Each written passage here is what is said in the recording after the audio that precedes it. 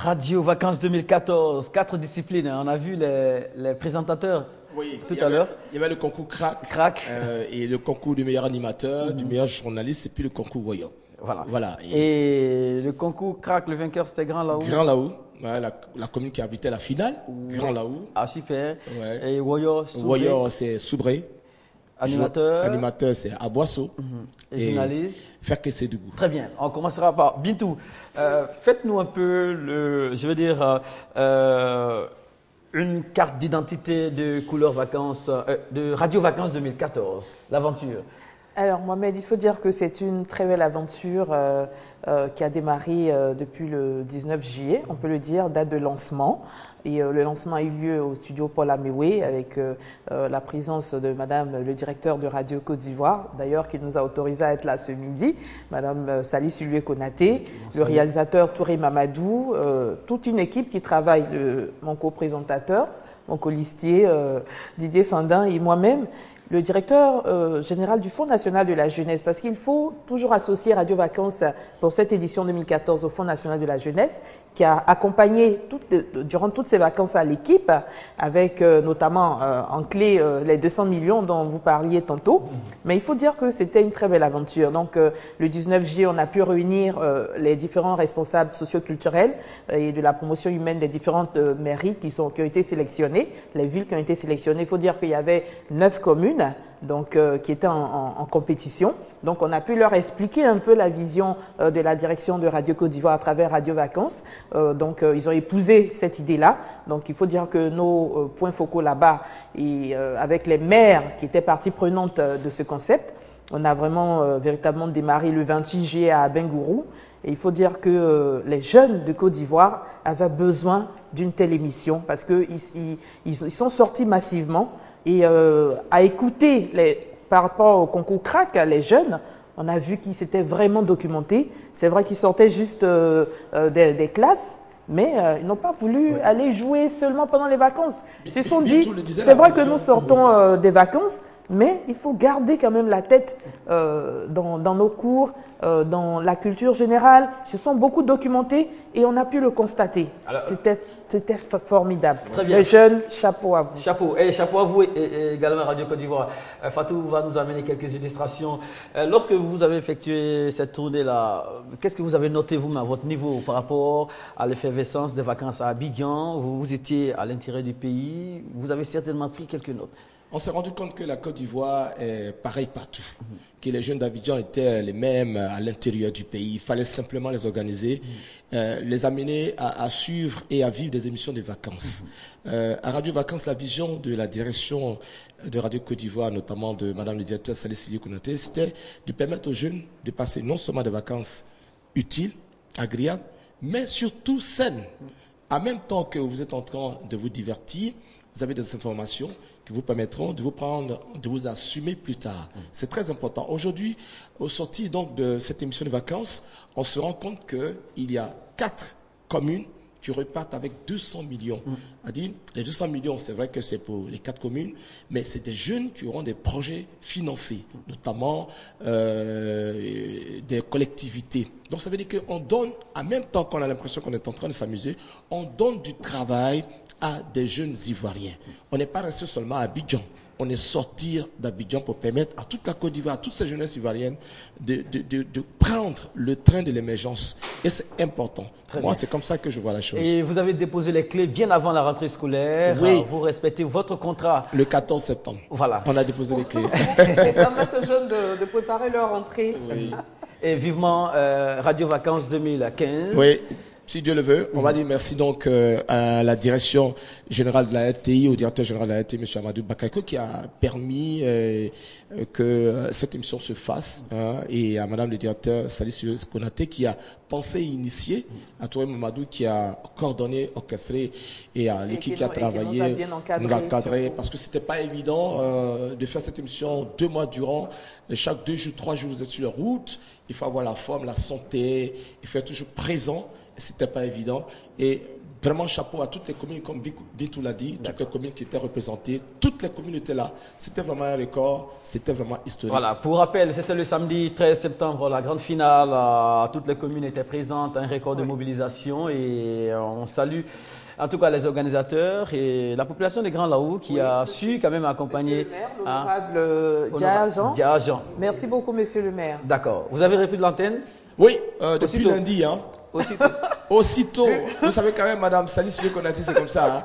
Allez, vite. Moi, je reprends demain. Ah, d'accord. D'accord, je demain. Vous effectuez votre rentrée. Merci beaucoup. Oui. Voilà. Merci d'être venu. Merci moi-même. Merci voilà, moi-même. Regarde les contacts, Merci, se poursuit. Le débat sera ouvert dans seulement quelques minutes.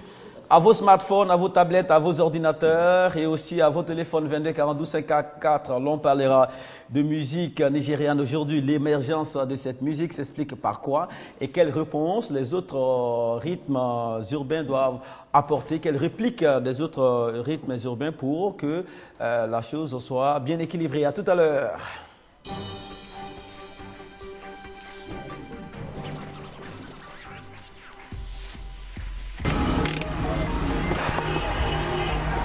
Voilà, je suis pas du tout en retard. Salut à tous et à toutes et bienvenue dans ce numéro de Écho de Musique Actu. Nous sommes toujours les premiers à arriver et les derniers à partir parce que c'est important de savoir tout ce qui se trame avant le commencement de cette émission. Dans ce numéro, vous aurez bien sûr le plaisir de savoir tous les secrets que préparent les artistes avant d'affronter la grande scène de Musique Actu et c'est grâce à Écho de Musique Actu que vous savez ça. N'oubliez surtout pas, ça commence maintenant. Nous cherchons en ce moment les accessoires pour pouvoir agencer nos couleurs, tout ça, sur nos tenues pour mieux danser. Alors, Ami Bamba est là, donc certains m'appellent l'original. Et là, on est dans le black and white, you know.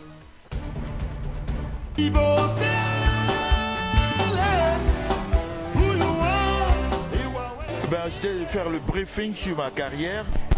Donc, bon, comme normalement j'ai beaucoup de choses à dire, que ici on doit concentrer les informations.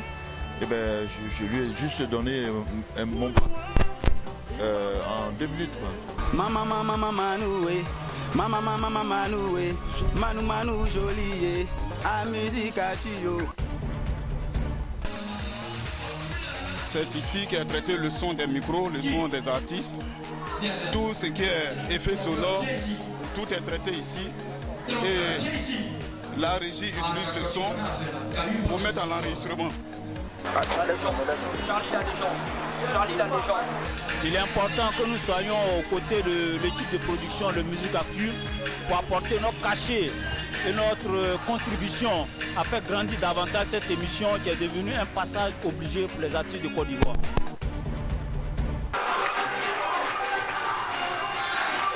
On va entrer, on ne sait pas comment ça va se passer, on ne sait pas comment les gens vont réagir, mais surtout on se demande est-ce qu'on est à la hauteur de ce que les gens attendent.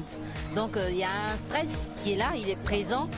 Tant qu'on n'a pas franchi les premières marches pour aller sur la scène, on est tout le temps stressé, on a tout le temps peur. C'est Lamine Tepéji, le Ourourou du coupé décalé, créateur de l'Ekita, la danse Kidja. Ma coiffure elle est toute simple, c'est la coiffure de la photo. Parce que c'est le nouveau concept après le Lekita. Il faut apparaître, donc apparaître photo bouillaille. Style vestimentaire, pharo, boucan, jolie femme, fille sexy, public encore plus chaud que jamais. En tout cas, tous ces ingrédients sont rassemblés pour suivre maintenant véritablement l'émission Musique Actu. Voilà, retour sur ce plateau Patrick Ndiakan dans ses œuvres. Vous avez rendez-vous avec l'équipe de Musique Actu pour un nouvel enregistrement le mercredi prochain, voilà, du côté du Pink Club à Marcoré. Vous êtes nombreux à nous demander quand est-ce qu'aura lieu la prochaine émission. Il s'agira de venir le mercredi prochain au Pink Club. L'équipe vous y attend. Et aussi les diffusions dimanche 18h30, vous le savez désormais. Jeudi 14h15, temps universel, vous le savez également. Et le vendredi à 8h15 en temps universel. Ils sont avec nous en plateau, ils sont prêts pour le débat du jour. On n'a pas encore vu Patrick. Il arrive, voilà, il sera là. Parce que l'Internet bout au point qu'il est obligé de faire quelques mises en ordre avant de venir. Lewis, DJ Lewis, pratiquant du coupé décalé, bonjour. Bonjour à toute la Côte d'Ivoire. Merci d'avoir répondu à notre invitation. À votre place, la semaine dernière, c'est Bola qui était là. Le père. Ah d'accord, ouais. Très bien. Et elle est avec nous, elle est nigériane, elle est animatrice ici en Côte d'Ivoire, à Radio Bien-être. Son nom c'est Adesuwa One of Africa. Welcome. Bonjour. Thank you so much. Thank you. Au nom de l'ambassadrice du Nigeria, Son Excellence, Madame Ifoma Akabugu Chiwuba, je dis merci à vous tous, Madame de l'équipe de réalisation, Madame Fatou Coulibaly, merci beaucoup à tout le monde. You came here with Nigerian culture. Vous êtes venu avec une tenue nigérienne directement dans la culture. Yes, actually, as in my presentation, quite all right, representing Nigeria for life. D'accord, je représente le Nigeria pour la vie. D'accord, aujourd'hui on parlera de l'émergence de la musique nigériane. Si vous voulez bien, Obem Afeyi, I introduce Obem Afeyi to you. Je vous présente Obem Afeyi. C'est pas grave, je peux débrouiller en français. Ok, super. You know, DJ Louis, ouais, vous le connaissez correct, très bien. Grippe aviaire. D'accord, à tout à l'heure. Ebola maintenant.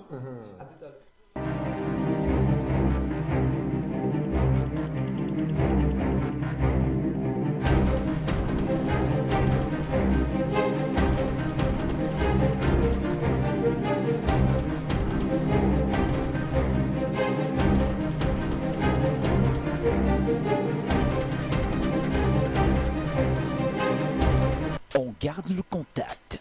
Lundi, maladie à virus Ebola. Mobilisation internationale. Espoir permis. Ensemble, je crois qu'il y a encore de l'espoir pour l'éradication de cette maladie dans tout le monde entier. Mardi, maladie à virus Ebola. Corridor humanitaire en lieu et place de la fermeture des frontières. Soulagement et inquiétude. Créer un corridor humanitaire serait de protéger et puis réduire le taux de développement de cette épidémie. Mercredi, capitale ouest-africaine, quand la musique nigériane dicte sa loi. Troisième partie. C'est l'Afrique qui gagne, mais chaque continent, chaque pays africain a le droit, selon moi, de vendre ce qui vient de chez lui. Réagissez en direct. On garde le contact sur RTI2. Vous avez enfin la parole. C'est à l'avènement de RTI Musique, véritablement, que la musique ivoirienne a décollé, a explosé côté international.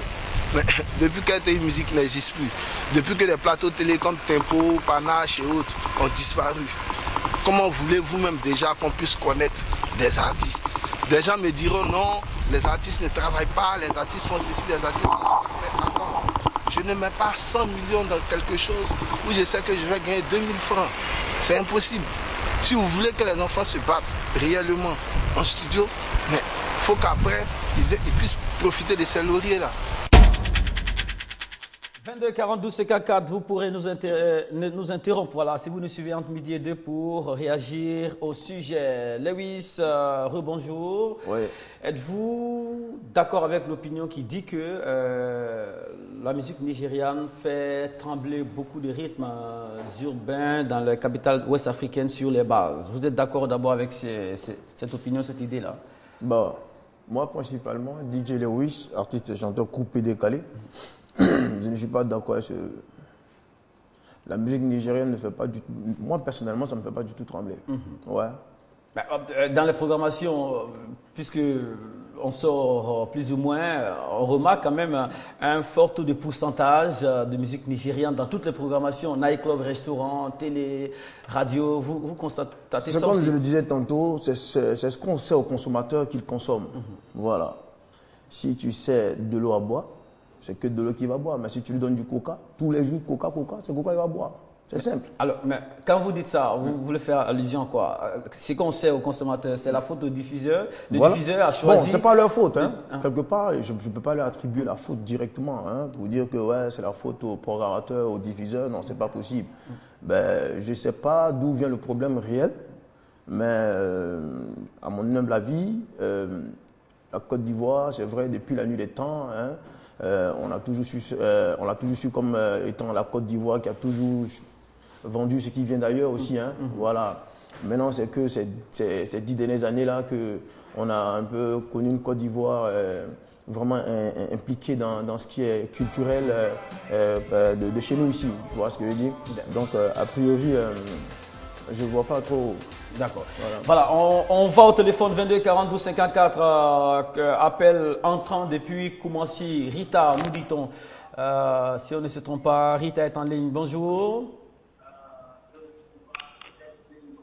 Bonjour, monsieur Mohamed. Merci d'être avec nous.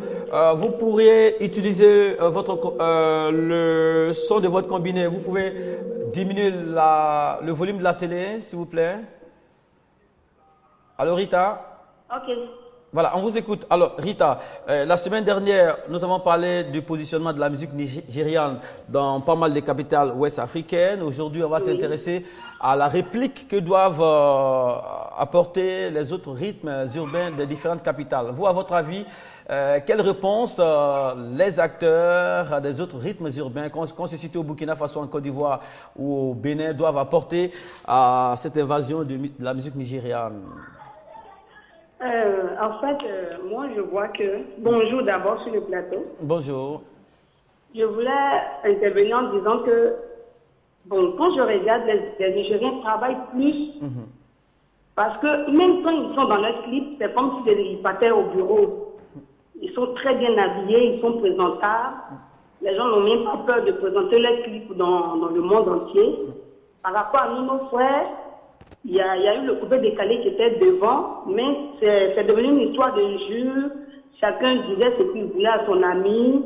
Chacun s'habillait comme il voulait. Donc, souvent, on voit des pantalons en bas, des trucs comme ça. Donc, ça allait faire que le coupé décalé allait baisser. Puisque chacun, maintenant, essayait de lancer des trucs à son ami. D'accord. Donc, les Nigériens sont en train de travailler pendant ce temps. Et aujourd'hui, ils chantent notre coupé décalé. Vous voyez. Très bien, merci beaucoup. Merci, c'est noté. Lewis a certainement noté. Côté qualité, clip vidéo, c'est vrai que tout le monde a de la qualité, mais elle parle aussi d'un relâchement côté présentation. Côté présentation de certains acteurs du coupé décalé, là, une partie du public aura décroché à cause de ça peut-être. Présentation et clash. Clash, hein. Bon, si on veut parler de clash, adressez-vous directement aux artistes dans le coupé décalé qui ont décidé de faire de ce système-là un système pour pouvoir intégrer la musique ivoirienne et être au sommet de leur art à travers les clashs. Mais on vous a vu aussi dans certains clashs. Non, moi j'ai jamais insulté quelqu'un. Vous avez répondu répondu à des clashs? Voilà, c'est direct. Voilà, c'est direct, c'est pas dans une chanson. Vous comprenez ce que je veux dire? Et c'est des trucs qui existent depuis les États-Unis. Hein. Voilà, on sait les histoires de Biggie, Tupac, etc. Ça existe jusqu'aujourd'hui. Voilà. Maintenant, elle a dit tout à l'heure un sujet qui m'a beaucoup intéressé. Les Nigériens, ils font de bons clips et tout, nanana. Moi, je ne suis pas là-bas pour savoir comment ça fonctionne. Mais moi, je pense que là-bas, l'industrie de l'audiovisuel, du CD, tout ça, des maisons de disques là-bas, c'est très développé. Ils ont un système bien mis en place qui leur permet de rentabiliser eux en tant qu'artistes. Nous, ici en Côte d'Ivoire, le système est mort.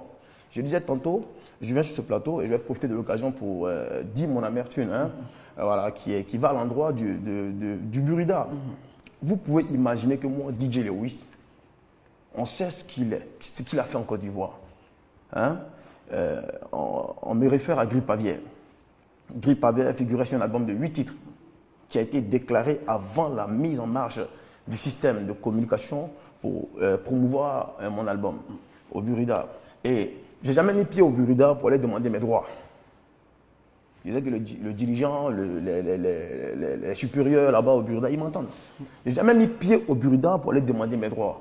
Mais pas plus tard qu'il y a 3 semaines, je me suis rendu là-bas comme ça par comment on dit ça, par curiosité. Et vous savez quel chiffre que le Burida m'a sorti?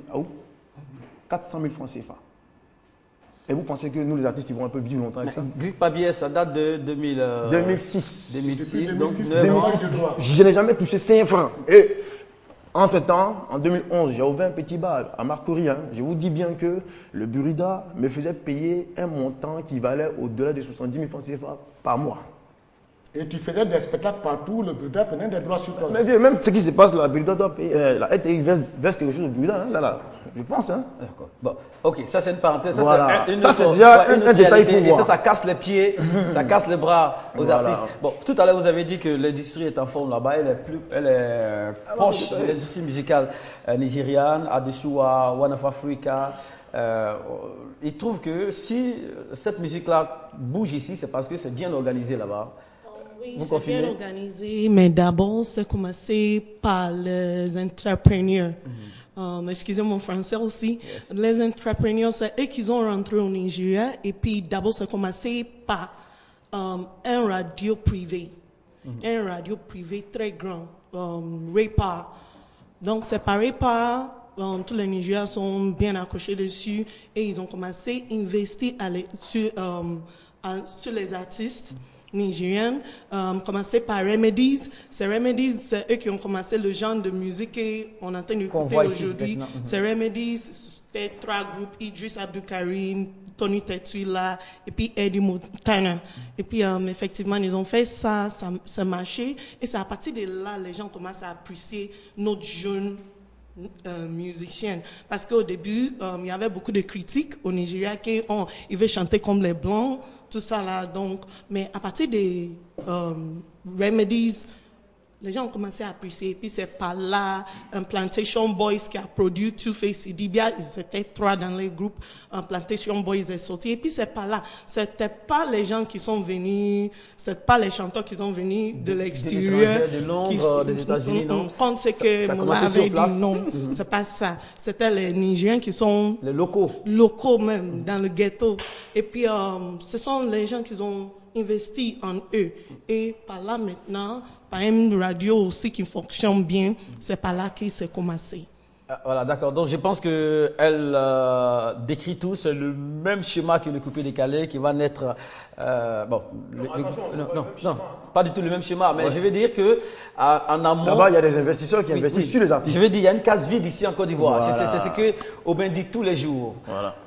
Aubin, là on vous donne, elle vient de vous donner raison, l'explication est là. Il y a un filtre qui manque en Côte d'Ivoire, c'est le filtre de producteurs, d'investisseurs dans la musique. L'artiste lui-même s'est produit donc et il met sur le marché ce qu'il a pu sortir, sans filtre. C'est vrai. Et c'est vrai que je dis toujours, je donne cette image, je dis le monde des arts et de la culture en Côte d'Ivoire ressemble étrangement à un TGV. Le TGV en Occident, c'est le train à grande vitesse qui roule vite. On est capable, on en fabrique plein, mais malheureusement, on n'a pas les rails. Ce sont les rails qui nous manquent. Et les rails, c'est ce dont elle vient de parler, madame, et les structures qu'il faut mettre en place pour que des créateurs, lui, DJ, il est jeune, il va créer un bar au jour d'aujourd'hui, mais les bars, en tant qu'artiste, on crée ça quand on est vraiment avancé. Son travail, c'est de créer, de faire les scènes, Oui. Mais il est obligé de faire un bar à côté pour avoir un peu. La preuve, ses droits ne tombent pas, donc il faut arrondir les angles. Or, il cotise à partir de son bar. Or, il cotise aussi à partir de son bar. Donc, ce qui manque, la pièce manquante, comme je l'ai toujours dit, nous sommes dans un pays où il y a des gens qui sont riches, ils ont les moyens d'investir. Il y a des gens qui veulent investir, ils ne savent pas où, comment. Donc, dans le pays aussi, il y a des sachants. Il y a des gens qui comprennent le système de production, de réalisation. Approchez-les, mettez. Dans tout investissement, il y a ce qu'on appelle l'étude de marché. Il y a des étudiants, il y a des hommes d'affaires. On fait une étude de marché. Est-ce que si j'investis sur DJ Lewis, si je lui mets 10 francs comme investissement, est-ce que je pourrais avoir 20 francs? Si oui, je m'en vais. Merci. L'équation est simple. Merci. Bideffer, en quelques secondes, pendant que Patrick vient rapidement. La dame, elle a déjà tout dit, ou bien déjà tout dit. Il manque des investisseurs dans ce pays. C'est tout. Et donc, comme DJ Lewis, il a du talent. Mais c'est un produit à vendre, donc il faut le modeler, l'encadrer, et puis le faire. Sinon, le Nigeria, il n'y a qu'un problème. On a vu les Suno Kusunu ici, on a vu les Rokafi Gaz ici, après on ne les voyait plus. Les Kinsoni AD. On les a tous vus ici, on les a tous vus, mais après on ne les voyait plus. Mais si aujourd'hui le Nigeria est revenu, c'est parce que le Nigeria, il y a des gens qui aiment bien la chose, qui aiment la musique, qui aiment l'homme et qui veut promouvoir leur musique. Et c'est ça qu'ils le font. Ce n'est pas miraculeux. Lui, il s'est habillé tout à l'heure. Il y a un des gens qui s'habille tout à l'heure qui a porté Boubou. Entre Boubou et puis ça. Chaque fois de Boubou, encore on va parler. D'accord. On ne parle pas d'habillement, c'est une question d'encadrement. Ok, vous retrouverez cette émission sur l'application mobile de la RTI. Le temps qui nous est imparti arrive à sa fin. Patrick, merci d'être venu. On se revoit dans quelques secondes.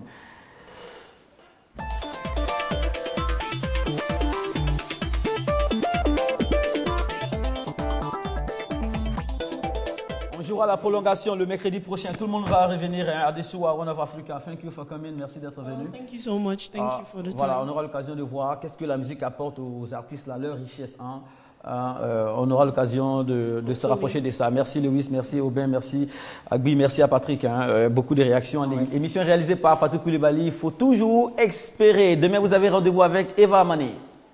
Il faut persévérer, ne jamais baisser les bras, toujours travailler, aller droit au but, ne pas écouter les rats.